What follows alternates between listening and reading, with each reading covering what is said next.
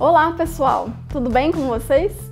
Meu nome é Karen Verwurt, eu sou cofundadora do Elas no Poder, sou socióloga, sou cientista política e trabalho com pesquisas, principalmente em campanhas eleitorais. Hoje eu tô aqui para conversar um pouquinho com vocês exatamente sobre esse assunto, pesquisas. É um assunto extremamente importante, mas que às vezes assusta a gente um pouquinho. Vamos lá? Tô aqui hoje porque... errei.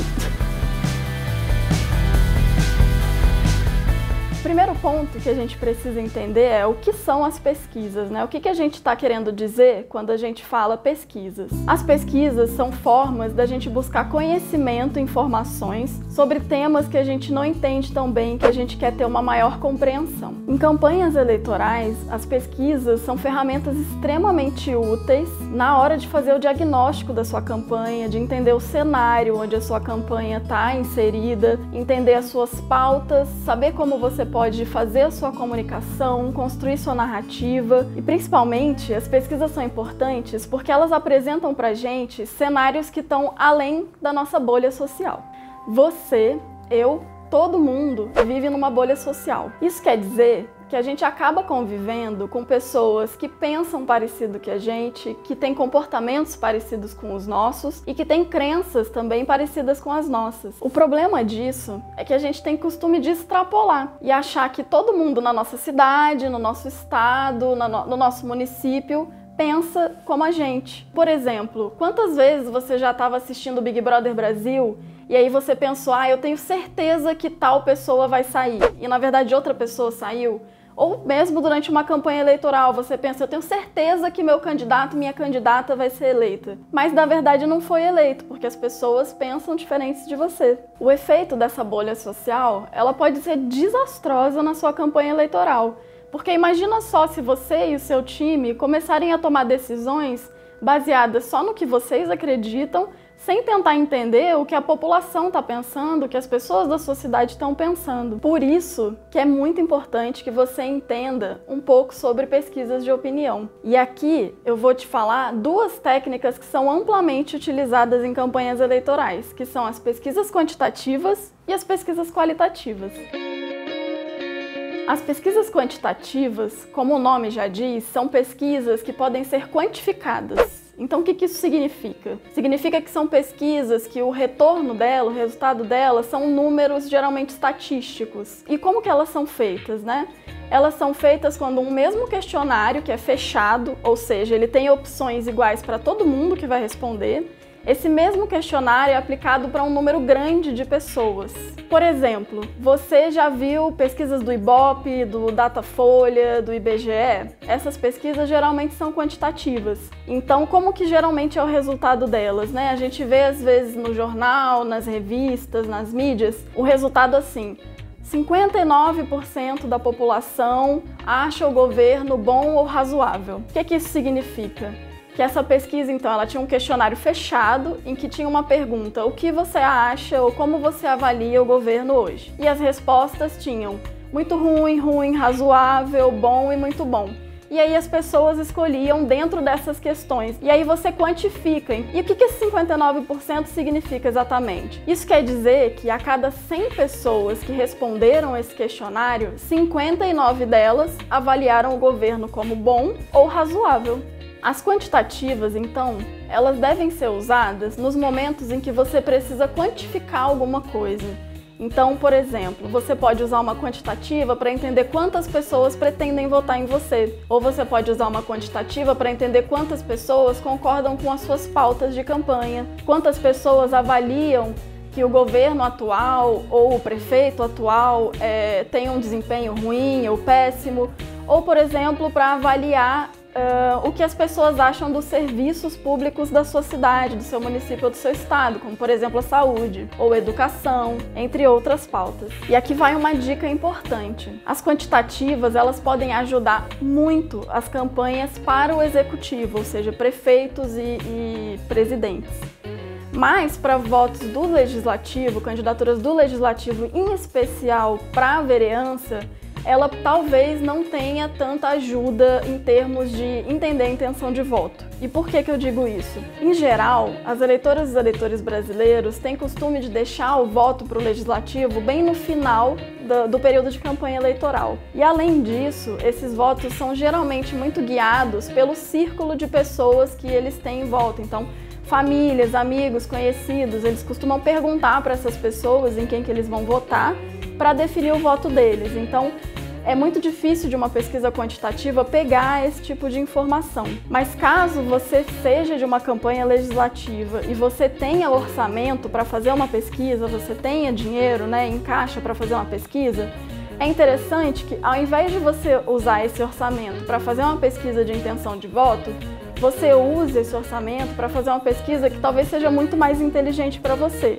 que é testar as suas pautas, testar a adesão que as suas pautas podem ter na sua cidade, na sua região, testar como que as pessoas avaliam a atual gestão, como que as pessoas avaliam os serviços públicos da sua cidade, do seu estado, do seu país, às vezes. Então, essa pode ser uma maneira muito mais inteligente de você usar as pesquisas numa campanha para o legislativo. Já as pesquisas qualitativas, elas têm uma intenção mais exploratória e de maior aprofundamento do que você está querendo perguntar. Elas geralmente são feitas em tom de conversa, entrevistas longas, grupos de conversa, em que você vai explorar não só qual é a opinião das pessoas, mas por que elas pensam daquele jeito. Então, a ideia da qualitativa é você tentar entender o processo de tomada de decisão das pessoas, por que elas pensam daquele jeito, como que elas chegaram naquela opinião, como que elas se sentem em relação ao contexto político, como elas se sentem em relação a você, às suas pautas, como elas se sentem em relação à posição. Então a ideia da qualitativa é aprofundar esses conhecimentos. Você tem conhecimentos qualitativos, daí vem o nome de qualitativo. Uma das técnicas de pesquisa qualitativa mais utilizadas em campanhas eleitorais são os chamados grupos focais, ou qualis. Algumas pessoas chamam dessas duas maneiras. E como que funcionam os grupos focais? A ideia é você colocar dentro de uma sala grupos de pessoas, diferentes pessoas com diversidade, que vão discutir sobre um determinado assunto. E você tem ali a presença de uma pesquisadora que vai moderar essa conversa, porque a ideia não é que essas pessoas discutam e fiquem conversando sobre o que elas quiserem. Você precisa, a moderadora, a pesquisadora moderadora, vai levar essas pessoas a responderem as perguntas que você tem, que vão te ajudar na sua campanha. Então a ideia é essa. E da interação dessas pessoas que estão conversando, você consegue entender como que cada um constrói o seu pensamento, como que cada um define o seu voto. As qualitativas são muito interessantes para você construir a sua narrativa de campanha, sua mensagem de campanha, porque ali você vai entender as pautas e as opiniões políticas a partir de uma linguagem popular, a partir de uma linguagem que as pessoas de fato falam.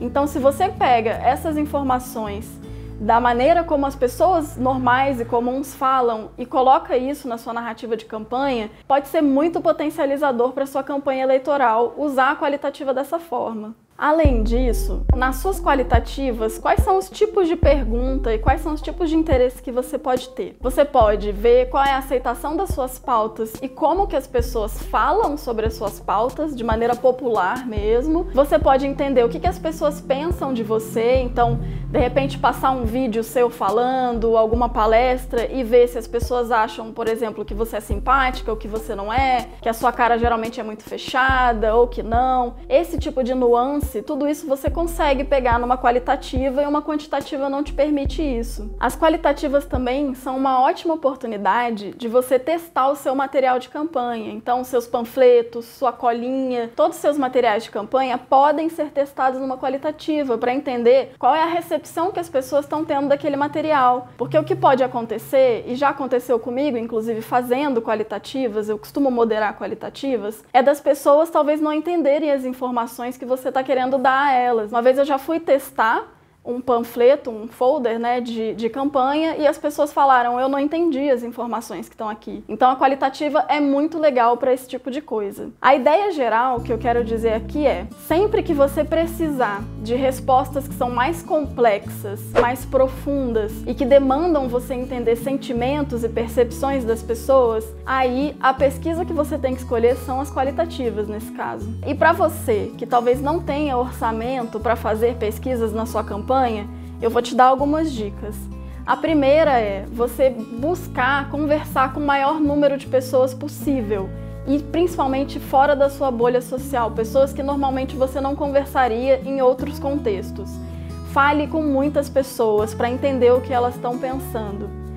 Outra boa forma também é fazer rodas de conversa, sejam presenciais, como era costume de fazer antes de tudo, sejam rodas de conversa online mesmo, usando todas as tecnologias online que a gente tem. E buscar entregar para as pessoas um tema, né? Eu gostaria que a gente conversasse hoje sobre saúde. E aí falar com as pessoas sobre saúde, eu gostaria que a gente falasse sobre a educação hoje do nosso município. E falar com as pessoas sobre esses temas, porque essa é uma ótima maneira de repente, fazer uma qualitativa sem nenhum custo e que você pode, então, pegar opiniões diferentes das suas. Ufa! Espero que você tenha entendido tudo, que você tenha entendido as diferenças entre as pesquisas quantitativas e as qualitativas e que agora você saiba como cada uma pode te ajudar e quando você deve usar cada uma delas. Eu desejo muita boa sorte para todas vocês e até a próxima!